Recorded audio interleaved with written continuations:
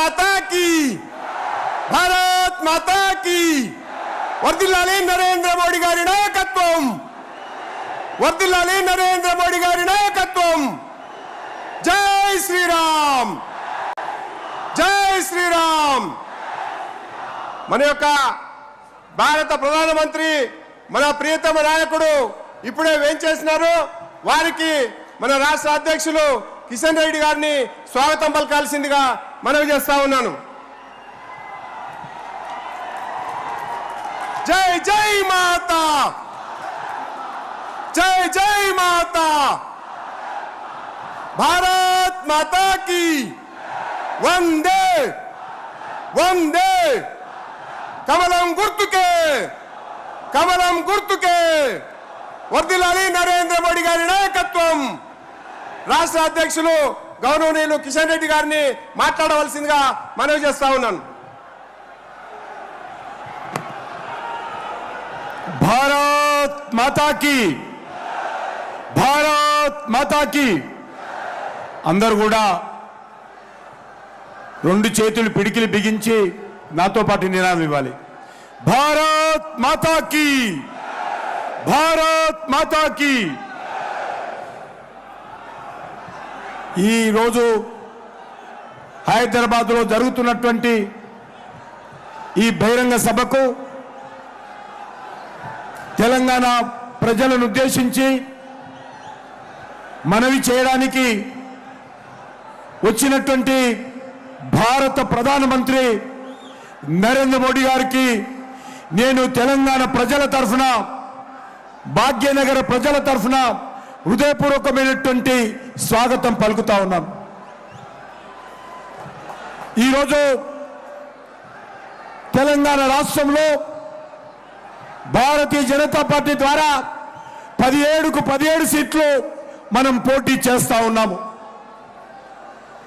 తెలంగాణలో తిరిగి నరేంద్ర మోడీ గారు ప్రధానమంత్రి కావాలని అన్ని వర్గాల ప్రజలు ఈరోజు ఆకాంక్షిస్తూ ఉన్నారు।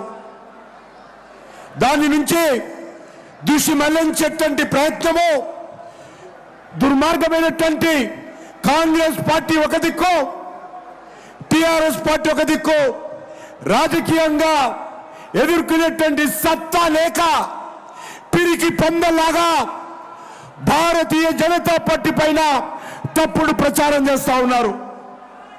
నిజంగా దమ్ము ధైర్యం ఉంటే కాంగ్రెస్ పార్టీ గత 6 నెలలుగా ఇచ్చినటువంటి 6 గ్యారంటీలు, 420 హామీలు ఏం అమలు చేశారో, ఏ రకంగా అమలు చేయబోతున్నారో చెప్పాల్సి ఉండేది।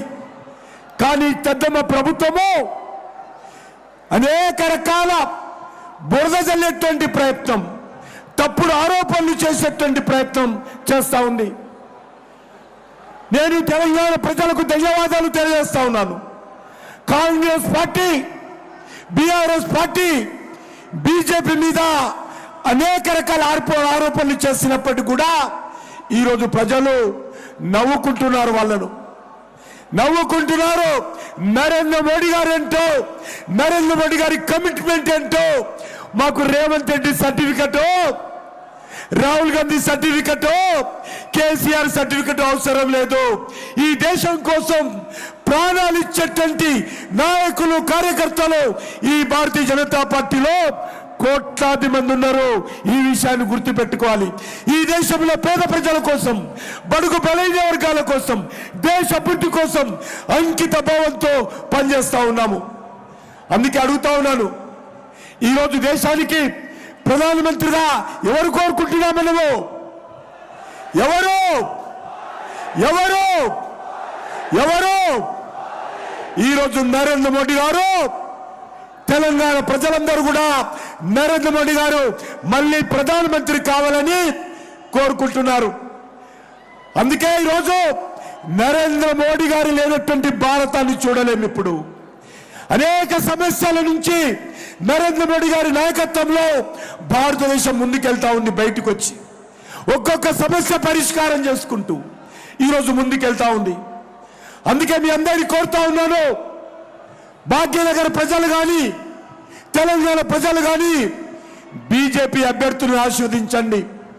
ఎవరు వద్దన్నా, ఎవరు కాదన్నా, ఎవరు బాధపడ్డా తెలంగాణ అభివృద్ధికి భారతీయ జనతా పార్టీ నరేంద్ర మోడీ గారి నాయకత్వంలో కమిట్మెంట్తో పనిచేస్తాము, చిత్తశుద్ధితో పనిచేస్తాము.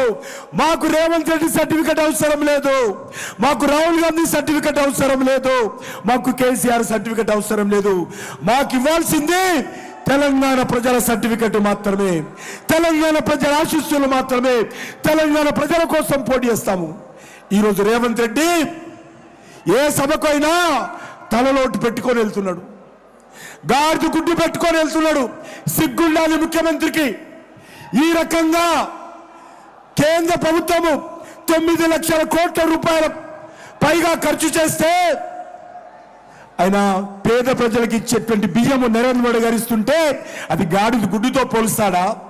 రైతులకు ఈరోజు సంవత్సరానికి 3 సార్లు బ్యాంక్ అకౌంట్లో మోడీ పైసలు వేస్తే వాటిని గాడిద గుడ్డుతో పోలుస్తాడా? ఈరోజు రైతులకు ఎకరానికి 20,000 రూపాయల ఎరువుల సబ్సిడీ ఇస్తే ఈ ముఖ్యమంత్రి రైతులకు ఇస్తున్న సబ్సిడీని గాడిద గుడ్డుతో పోలుస్తాడా? 1,20,000 కోట్ల రూపాయలతో తెలంగాణలో జాతీయ రహదారులు నిర్మాణం చేస్తే గాడిద గుడ్డుతో పోలుస్తాడా? అది యూరియా పరిశ్రమ కావచ్చు, రైల్వే మ్యానుఫ్యాక్చరింగ్ యూనిట్ కావచ్చు, లేక TRR రింగ్ రోడ్ కావచ్చు, సమ్మక్క సారక్క సెంట్రల్ యూనివర్సిటీ కావచ్చు, MMTS ట్రైన్ కావచ్చు, వందే భారత్ ట్రైన్ కావచ్చు. ఈ ప్రభుత్వము మరి అనేక రకాలుగా నరేంద్ర మోడీ గారి నాయకత్వంలో 9 లక్షల కోట్లకు పైగా ఈ తెలంగాణ కోసం ఖర్చు చేస్తే ఈరోజు రేవంత్ రెడ్డి మిడిమిడి జ్ఞానంతో భారతీయ జనతా పార్టీని విమర్శిస్తున్నారు. అందుకే తెలంగాణ ప్రజలారా ఆలోచించండి. ఈరోజు కాంగ్రెస్ పార్టీ ఈ తెలంగాణను సర్వనాశనం చేస్తుంది, అవినీతికి పాల్పడతా ఉంది. అంతేకాదు ఇక బీఆర్ఎస్ పార్టీ కుటుంబ పాలనతో తెలంగాణను పూర్తిగా దోచుకున్నది. అందుకే ఈరోజు తెలంగాణను రక్షించేది, తెలంగాణకు భవిష్యత్తు ఇచ్చేది, తెలంగాణను ఆదుకునేది, తెలంగాణకు అండగా ఉండేది భారతీయ జనతా పార్టీ మాత్రమే, నరేంద్ర మోడీ గారు మాత్రమే. అందుకే తెలంగాణ విద్యావంతులు, మేధావులు, కవులు, కళాకారులు, మహిళలు, యువకులు రండి, భారతీయ జనతా పార్టీని ఆశీర్వదించండి, నరేంద్ర మోడీ గారిని ఆశీర్వదించాలని కోరుకుంటూ మరొకసారి మనమందరం కూడా ఈరోజు ప్రతిజ్ఞ తీసుకొని ఇక్కడి నుంచి వెళ్ళాలి. అదేవిధంగా తెలంగాణ ప్రజలను, భాగ్యనగర్ ప్రజలను కోరుతా ఉన్నాను, 13వ తేదీన ప్రతి ఒక్కరు కూడా ఓటు హక్కు వినియోగించుకోవాలి, నరేంద్ర మోడీ గారిని ఆశీర్వదించాలి, కమలం పువ్వు గుర్తు మీద ఓటు వేయాలని మీ అందరూ కోరుకుంటూ సెలవు తీసుకుంటున్నాను. ఇప్పుడు మన ప్రియతమ ప్రధానమంత్రి నరేంద్ర మోడీ గారు మనల్ని ఉద్దేశించి ప్రసంగించాల్సిందిగా, తెలంగాణ సమాజానికి ఉద్దేశించి ప్రసంగించాల్సిందిగా కోరుతా ఉన్నాను.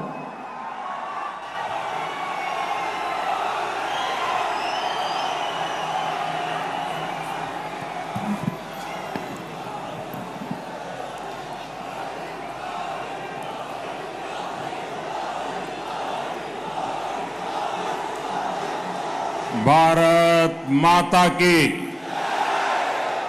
भारत माता की। हैदराबाद, सिकंदराबाद, मलकाजगिरी, चेवल्ला और भांगीर को अंदर की नमस्कारम। आप सभी को ये पर्दा नीचे रख दो प्लीज।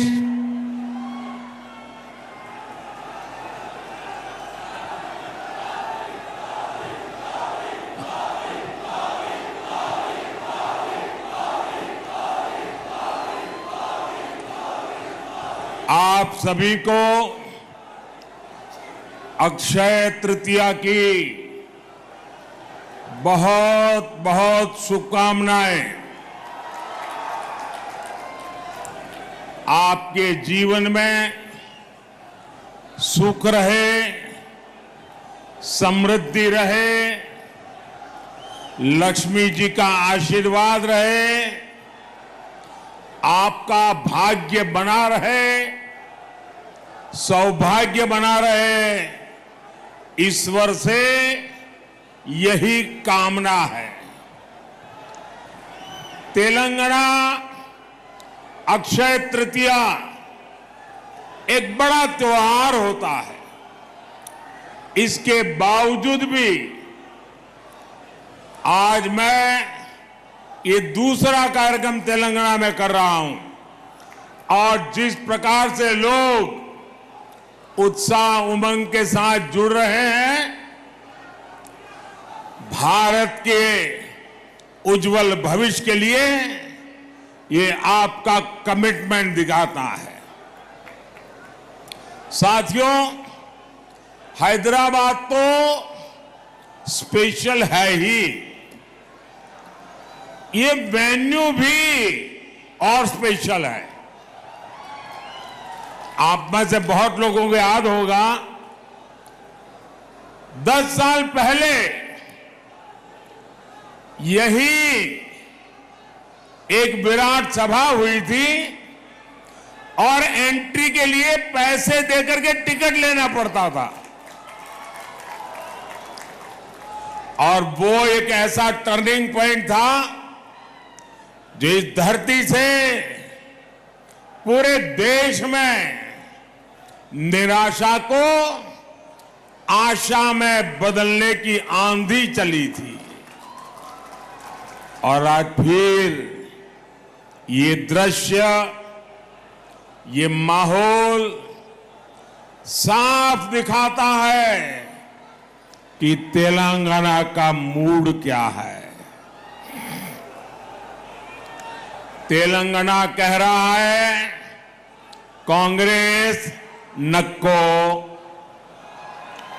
बीआरएस नक्को, एमआईएम नक्को, बीजेपी को वोट देंगे,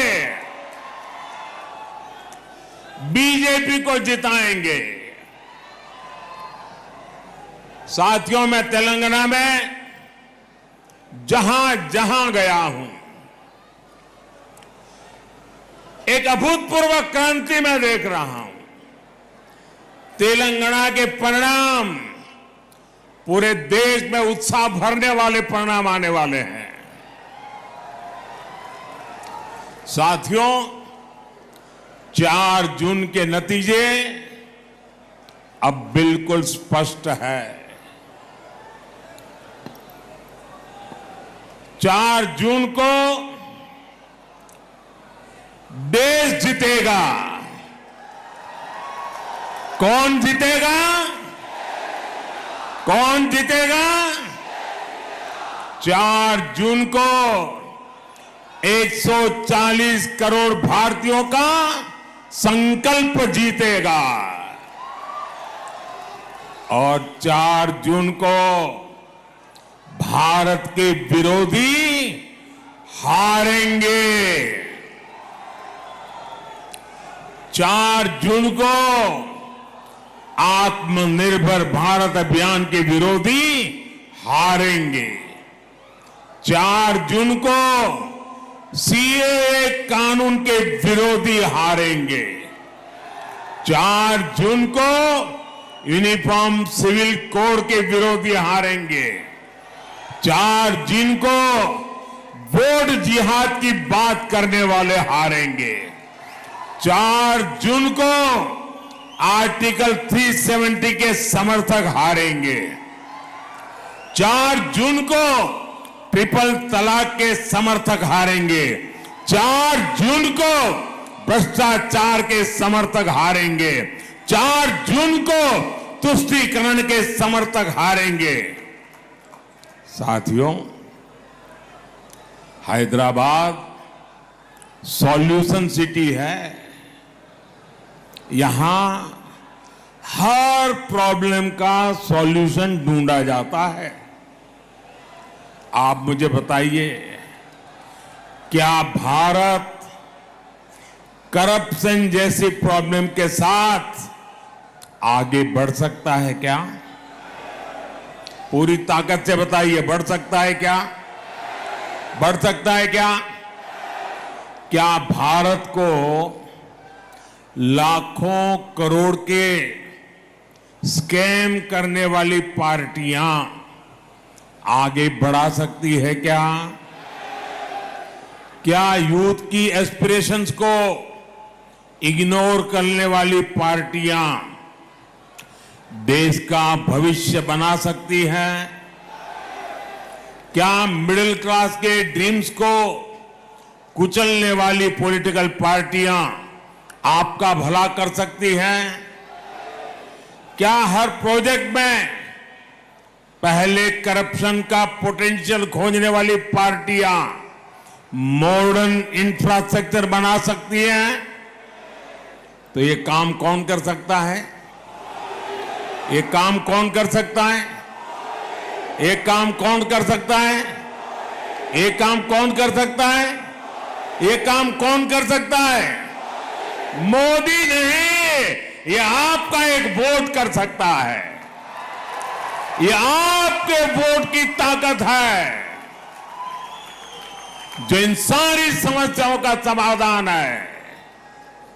आपने बीजेपी को वोट, एनडीए को वोट दिया।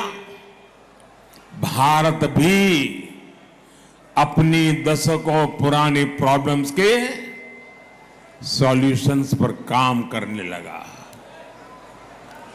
आज इसका परिणाम हम चारों तरफ देख रहे हैं। भारत आज डिजिटल पावर है। भारत आज फिनटेक पावर है। भारत आज स्टार्टअप पावर है। भारत आज 5वीं दुनिया की सबसे बड़ी इकोनॉमी है। भारत आज स्पेस पावर है। साथियों, ये तो मोदी का ट्रैक रिकॉर्ड है, लेकिन कांग्रेस का ट्रैक रिकॉर्ड क्या है? कांग्रेस का ट्रैक रिकॉर्ड है लूट, लूट, लूट। कांग्रेस का ट्रैक रिकॉर्ड है अपीजमेंट। कांग्रेस का ट्रैक रिकॉर्ड है डायनेस्टी फर्स्ट। कांग्रेस का ट्रैक रिकॉर्ड है आतंकवादियों पर नरमी। हमारे जो फर्स्ट टाइम वोटर्स हैं ना, मैं तो चाहूंगा कि हर परिवार अपने 18, 20, 22 साल के बच्चों के साथ बैठे और 10 साल पहले क्या हाल थे उसकी जरा चर्चा करें। शायद इन फर्स्ट टाइम वोटर जो आज से 10 साल पहले 8 साल, 10 साल, 12 साल के थे, उन्हें तो याद भी नहीं होगा 10-11 साल पहले यहां दिलसुख नगर में सीरियल बम ब्लास्ट हुए थे। कांग्रेस की सरकार में पहले पूरे देश में ऐसी ही खबरें आती रहती थी। कोई परिवार रेस्टोरेंट में खाना खाने गया है, ब्लास्ट हो जाता है। कोई परिवार थिएटर में मूवी देखने गया है, ब्लास्ट हो जाता था।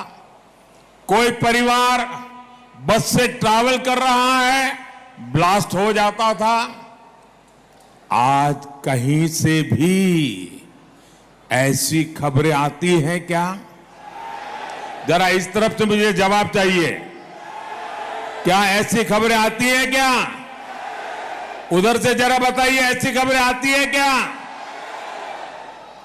ये बम ब्लास्ट किसने रोके? ये बम ब्लास्ट किसने रोके? ये बम ब्लास्ट किसने रोके? ये बम ब्लास्ट रोकने का काम आपने दिल्ली में एक मजबूत सरकार बनाई, मोदी को सेवा उसका अवसर दिया, तब जाकर के रुका है। लेकिन ये बात कांग्रेस और इंडी गठबंधन को पसंद नहीं आ रही है। देश में ये खून खराबा फिर से शुरू हो, इसके लिए कुछ ताकतें मोदी को हटाने में जुटी है। इसलिए मैं हैदराबाद से पूरे देश को सतर्क करना चाहता हूं। कांग्रेस को वोट देना मतलब वो पुराने दिन जो कोई अनजान पंजा आतंक को उसके साए में जीने के लिए देश को मजबूत कर दिया था, देश को मजबूर बना देता था। और इसलिए फिर से एक बार देश आतंक की लपट में आना नहीं चाहता है। साथियों, कांग्रेस हमेशा से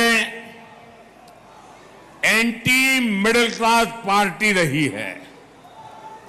आप याद कीजिए, जब ये सरकार में तो कैसी कैसी बातें करते थे। इनके एक नेता कहते थे कि मिडिल क्लास केयरलेस हैं। उनके नेता कहते थे कांग्रेस के, वो कहते थे कि जो आइसक्रीम पर पैसा खर्च करते हैं वो महंगाई की शिकायत क्यों करते हैं। याद है ना पुराने बयान। ये कांग्रेस के नेता सरकार में रहते ऐसे बयान देते थे। साथियों, इस बार भी कांग्रेस के मैनिफेस्टो में मिडिल क्लास के लिए जरा सा भी विचार नहीं किया गया है। लेकिन ये लोग मिडिल क्लास की कमाई का एक्सरे करके उसे अपने वोट बैंक की और उनको बांटने की घोषणाएं डंके की चोट पर कर रहे हैं।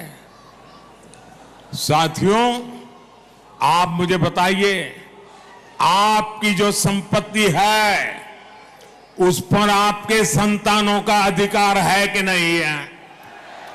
जरा मुझे सबके सब लोग बताइए, क्या आपकी संपत्ति पर आपके संतानों का अधिकार है कि नहीं है?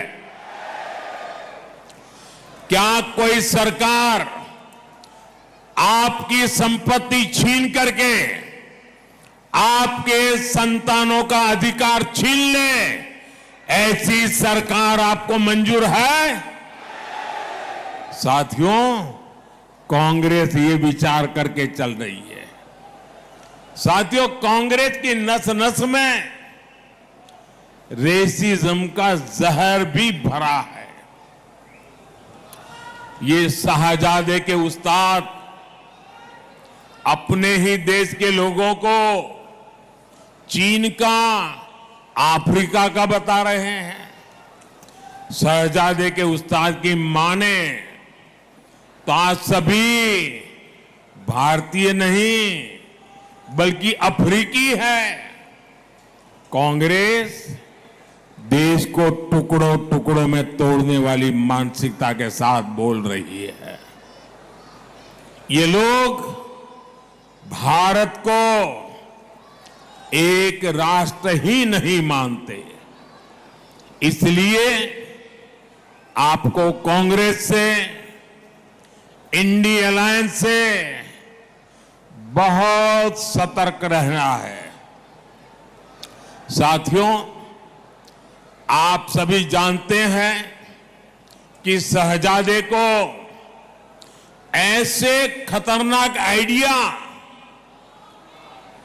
ट्यूशन करके सिखाए जाते हैं और शहजादे को ट्यूशन पढ़ाने वाले ने एक और बात कही है।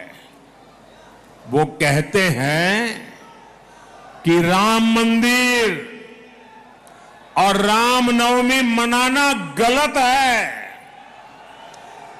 वो कहते हैं कि भगवान राम की पूजा आइडिया ऑफ इंडिया के खिलाफ है। मैं जरा आपसे पूछना चाहता हूं,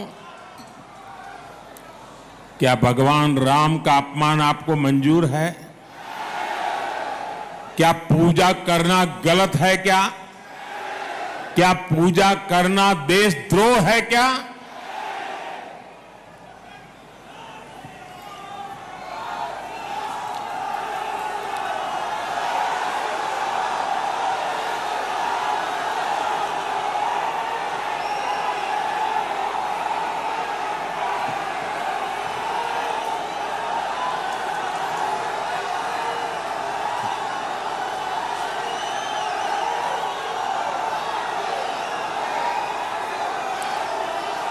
भारत को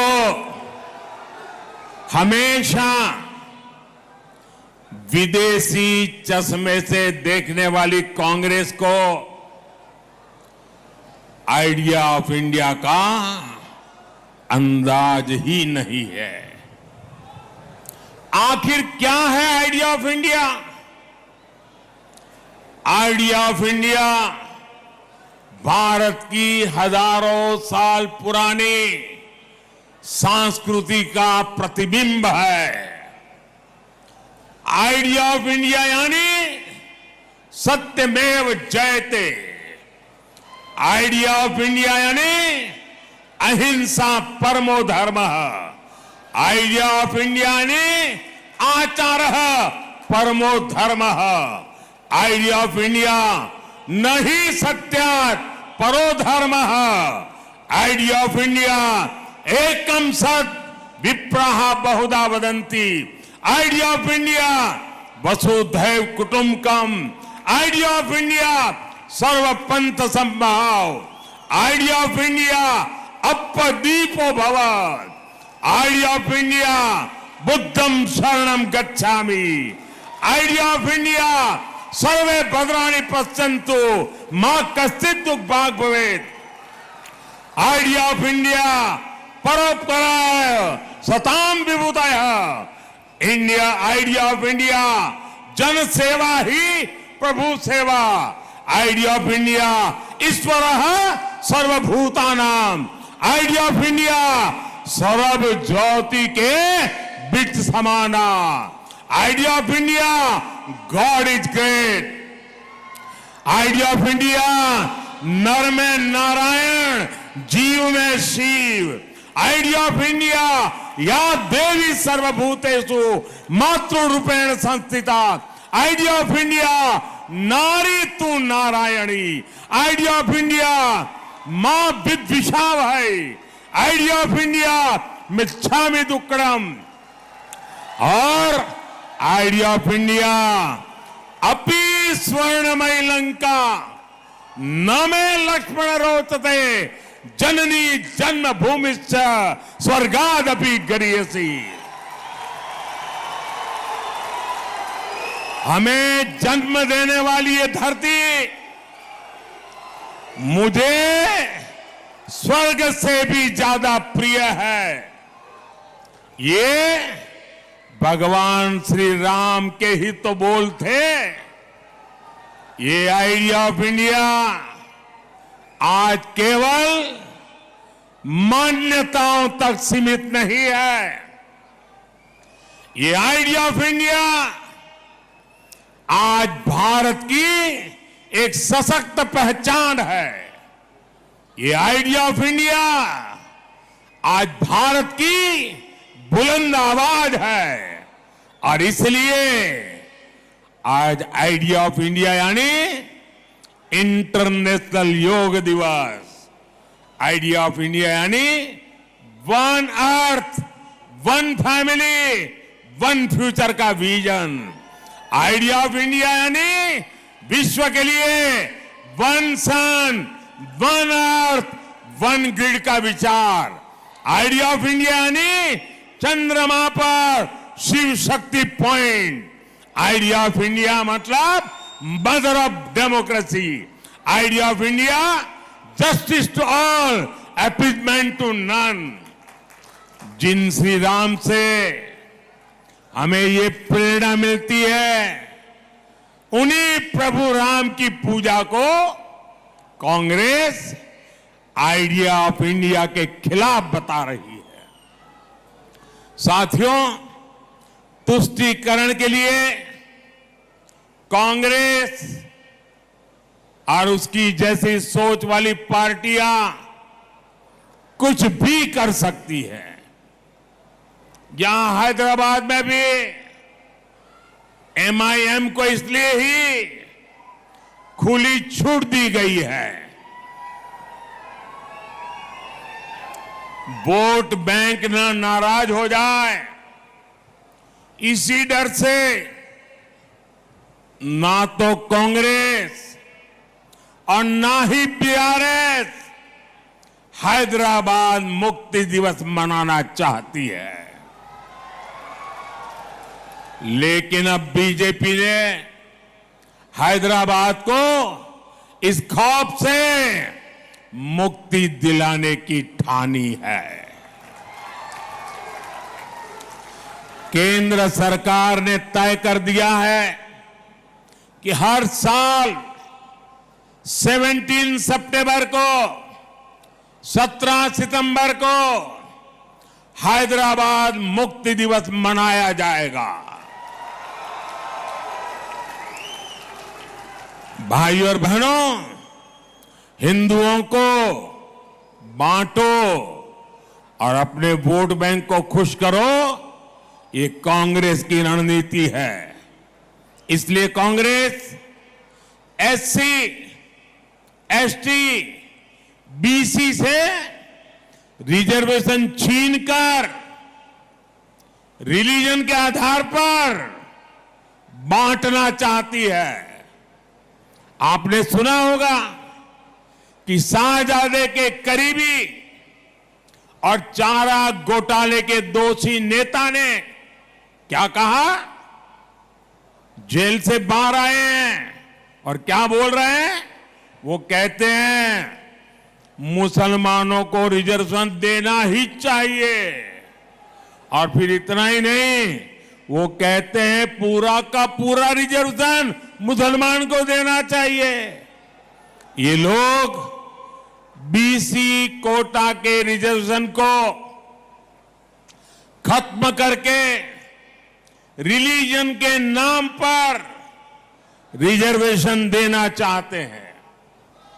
इसका बहुत बड़ा प्रभाव जो जीएचएमसी चुनाव में पड़ा था, वो हम सब ने देखा है। जिन सीटों पर बीसी समाज का हक था, वो उनसे छीन ली गई। कांग्रेस यही मॉडल पूरे देश में लागू करना चाहती है। साथियों, तेलंगाना में जब से कांग्रेस सरकार बनी है, तब से डबल आर टैक्स की भी बहुत चर्चा है। एक आर तेलंगाना का और एक आर दिल्ली का, इन्होंने मिलकर हैदराबाद को, तेलंगाना को एटीएम बना दिया है। मैंने किसी का नाम नहीं लिया, लेकिन डबल आर टैक्स पर यहां के मुख्यमंत्री खुद सफाई दे रहे हैं। साथियों, यहां हैदराबाद में तो ट्रिपल आर टैक्स का बोझ आपको उठाना पड़ता है। यहां एक आर रजाकार का भी है। ये रजाकार टैक्स कैसे काम करता है, ये ओल्ड हैदराबाद में दिखता है। कांग्रेस बीआरएस के समर्थन वाली मजलिस के सांसद वहां लंबे अरसे से है, लेकिन वहां बेसिक सुविधाएं तक नहीं है। साथियों, हैदराबाद में हर साल बारिश में चारों तरफ पानी भर जाता है, लेकिन बीआरएस हो या कांग्रेस, किसी ने भी आपकी परेशानियों को नहीं समझा। हर साल पब्लिक परेशान रहती है। इससे हेल्थ और एजुकेशन, हर सर्विस, उस पर बहुत बुरा असर पड़ता है। यहां पावर कट से लोग परेशान हैं। साथियों, बीजेपी तेलंगाना के तेज विकास के लिए प्रतिबद्ध है। तेलंगाना को पहला एम्स किसने दिया? तेलंगाना को 4 वंदे भारत ट्रेन किसने दी? तेलंगाना को सेंट्रल ट्राइबल यूनिवर्सिटी किसने दी? तेलंगाना में बंद पड़ी फर्टिलाइजर फैक्ट्री किसने चालू की? टर्मरिक बोर्ड किसने बनाया? एनटीपीसी का बड़ा बिजली कारखाना किसने बनाया? ये सारे काम बीजेपी की सरकार ने किए हैं। हमारी सरकार तेलंगाना को ग्लोबल कैपेबिलिटी के बड़े सेंटर के रूप में भी विकसित कर रही है। यहां एविएशन हब बन रहा है। एयरक्राफ्ट इंजन की दुनिया की सबसे बड़ी एमआरओ फैसिलिटी होगी। आत्मनिर्भर अभियान का लाभ भी तेलंगाना को मिलने जा रहा है। डिफेंस से लेकर biotechnology, green energy, electric mobility और आर्टिफिशियल इंटेलिजेंस तक मैन्युफैक्चरिंग और सर्विस सेक्टर में तेलंगाना के लिए आने वाले 5 साल तेज विकास के होंगे। हसन चेरापल्ली एलपीजी पाइपलाइन से भी इस क्षेत्र को काफी फायदा हुआ है। यहां युवाओं के लिए जॉब के, रोजगार के अनगिनत अवसर बन रहे हैं। साथियों, बीजेपी सरकार सबका साथ, सबका विकास, सबका विश्वास, सबका प्रयास, इस मंत्र पर चलती है। ये बीजेपी सरकार है जिसने ट्रिपल तलाक के बहाने मुस्लिम बेटियों पर हो रहे अत्याचारों को खत्म किया है। ये बीजेपी की सरकार है जिसने स्कूलों में बेटियों के लिए अलग से लाखों शौचालय बनवाए। इससे मुस्लिम समाज की बेटियों को भी लाभ हुआ। 10 साल में बहनों को पहली बार टॉयलेट, गैस, पानी जैसी सुविधाएं मिली है। पहली बार उनको भी पक्का घर, मुफ्त राशन, मुफ्त इलाज की सुविधा मिली है। इसलिए हर मां बहन कह रही है, मातृशक्ति कह रही है, फिर एक बार, फिर एक बार, फिर एक बार, फिर एक बार। साथियों, बीआरएस को दिया आपका वोट कांग्रेस को ही मदद करेगा, और कांग्रेस को दिया आपका वोट भी केंद्र में सरकार नहीं बना सकता। इसलिए आपको भारी संख्या में भाजपा के पक्ष में कमल के निशान पर बटन दबा करके मतदान करना है। और भाइयों बहनों, क्या मेरा तेलंगाना मतदान के पुराने सारे रिकॉर्ड तोड़ सकता है? सारे पुराने रिकॉर्ड तोड़ सकता है? ज्यादा से ज्यादा मतदान करा सकता है? इस चुनाव में भाजपा सभी लोकसभा सीट तो जीतने वाली ही है, लेकिन मुझे ज्यादा से ज्यादा पोलिंग बूथ जीतने हैं। क्या पोलिंग बूथ जिता सकते हैं? पोलिंग बूथ जिताएंगे, पूरी ताकत पोलिंग बूथ जिताने में लगाएंगे। भाइयों बहनों, इस चुनाव में सिकंदराबाद से मेरे साथी जी किशन रेड्डी जी, हैदराबाद से बहन माधवी लता, आप मलकाजगिरी से श्री एटला राजेंद्र, चेवल्ला से श्री कोंडा विश्वेश्वर रेड्डी और भुवनगिरी से डॉक्टर बुरा नरसैया गौड़, इन सभी साथियों को विजयी बनाना है। बनाएंगे, ज्यादा से ज्यादा मतदान कराएंगे। अच्छा, मेरा एक काम करोगे? ये चुनाव वाला काम नहीं है, मेरा पर्सनल काम है, करोगे? ये मोदी का पर्सनल काम है, करोगे? इनमें से किसी का काम नहीं है, मेरा है, करोगे? जरा हाथ ऊपर करके बताओ, करोगे? अच्छा, तो मेरा काम बहुत सरल है। ज्यादा से ज्यादा परिवारों में जाइए, उन सबको मिलिए और उनको कहिए मोदी जी हैदराबाद आए थे, आप सबको नमस्कार कहा है, परिवार में सबको जय श्री राम कहा है। मेरा नमस्कार पहुंचाएंगे, मेरा जय श्री राम पहुंचाएंगे।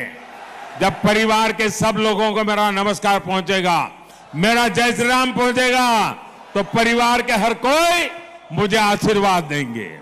और जब परिवार का हर व्यक्ति मुझे आशीर्वाद देता है तो मेरी ऊर्जा अनेक गुना बढ़ जाती है और मैं उसे आपकी सेवा अधिक क्षमता के साथ कर सकता हूं। बोलिए भारत माता की, भारत माता की। बहुत बहुत धन्यवाद।